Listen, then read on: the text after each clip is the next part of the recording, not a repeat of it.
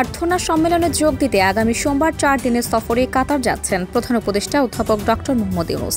এ সফরে প্রধান উপদেষ্টার সঙ্গে যাবেন বাংলাদেশের 4 নারী ক্রীড়াবিদ, ফুটবলার আফিদা খন্দকার ও শাহেদা আক্তার এবং ক্রিকেটার সুমাইয়া আক্তার ও শারমিন সুলতানা। বৃহস্পতিবার প্রধান উপদেষ্টার কার্যালয়ের প্রেস উইং থেকে পাঠানো সংবাদ বিজ্ঞপ্তিতে বলা হয়, এবারই প্রথম কোনো সরকার প্রধানের রাষ্ট্রীয় সফরের সঙ্গী হতে যাচ্ছেন নারী ক্রীড়াবিদদের একটি দল। বৃহস্পতিবার 17 এপ্রিল সন্ধ্যায় রাষ্ট্রীয় অতিথি ভবন যমুনায় প্রধান উপদেষ্টার সঙ্গে সাক্ষাৎ করেন তার সফরসঙ্গী হতে যাওয়া 4 ক্রীড়াবিদ। এর আগে বাংলাদেশের এই নারী ক্রীড়াবিদদের প্রধান উপদেষ্টার সঙ্গে কাতার সফরের আমন্ত্রণ জানায় কাতার ফাউন্ডেশন।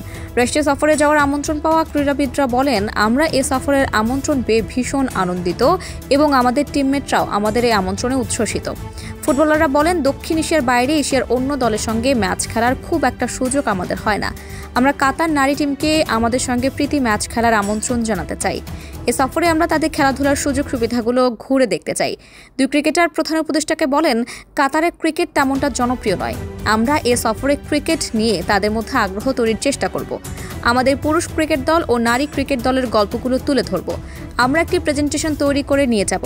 এই দিনের বৈঠকে নিজেদের জীবন সংগ্রামের কথা প্রধান উপদেষ্টার কাছে তুলে ধরেন ক্রীড়াবিদরা।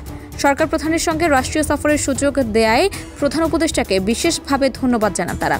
এই বিষয়ে প্রধান উপদেষ্টা বলেন, আমি চাই তোমরা তোমাদের জীবনের সত্যিকারের কথাগুলো তাদের কাছে তুলে ধরবে। তোমরাই এদেশের স্পোর্টস অ্যাম্বাসেডর। সেখানে তোমরা এদেশের স্পোর্টসকে প্রতিনিধিত্ব করবে। তোমাদের এই রাষ্ট্রীয় সফরের সঙ্গে নিয়ে যেতে পেরে আমিও ভীষণ আনন্দিত। এদিন নারী ক্রীড়াবিদদের এ সফর সফল করতে প্রধান উপদেষ্টার কার্যালয় থেকে সর্বোচ্চ সহযোগিতা করা হবে বলে আশ্বাস দেন doctor Mohammad Yunus. Desk report, Ananya.